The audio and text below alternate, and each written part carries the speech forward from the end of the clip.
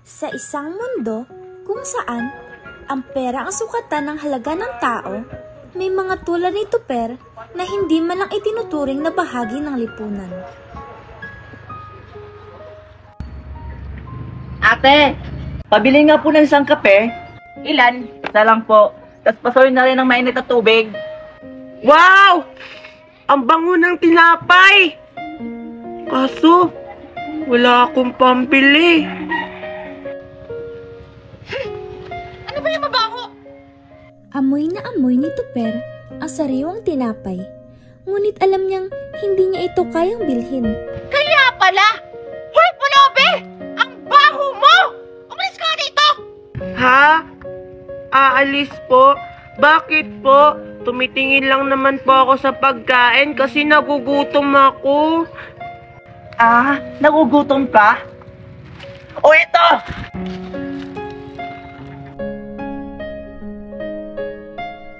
Ano ba kayo sa mga basura? Alis! Ang baho-baho mo!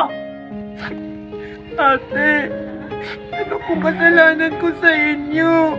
Bakit niyo po ako binuhusan ng kape? Hindi ko naman kayo inaano. Tumitingin lang ako sa tinapay kasi nagugutom ako.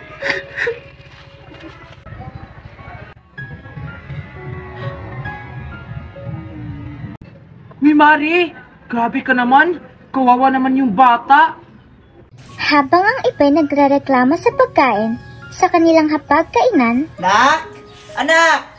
Kain ka na doon! Binilhan kita ng Jollibee! Ha? Jollibee na naman? Mami naman eh! Jollibee na nga kahapon! Tapos Jollibee na naman ngayon! Ayaw kumain! may mga batang katulad nito na maswerte na kung makahanap ng tinapay sa basurahan. Ito pa, ang daming kalakal. Ano kaya to? Ha! Tinapay! Hindi lang ito tinapay para sa akin. Isa itong pag-asa na bukas baka hindi ko na kailangan halukayin ang basura para mabuhay. Alis na ako! Ang swerte ko!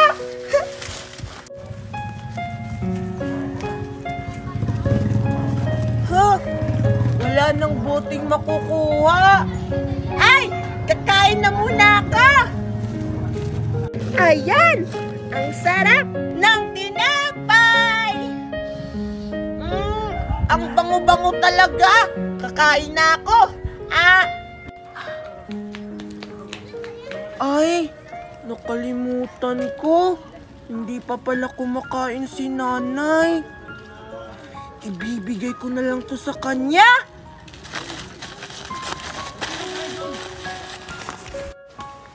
Nay! Nay! Tingnan mo po, Nay, oh! May regalo po ako sa'yo.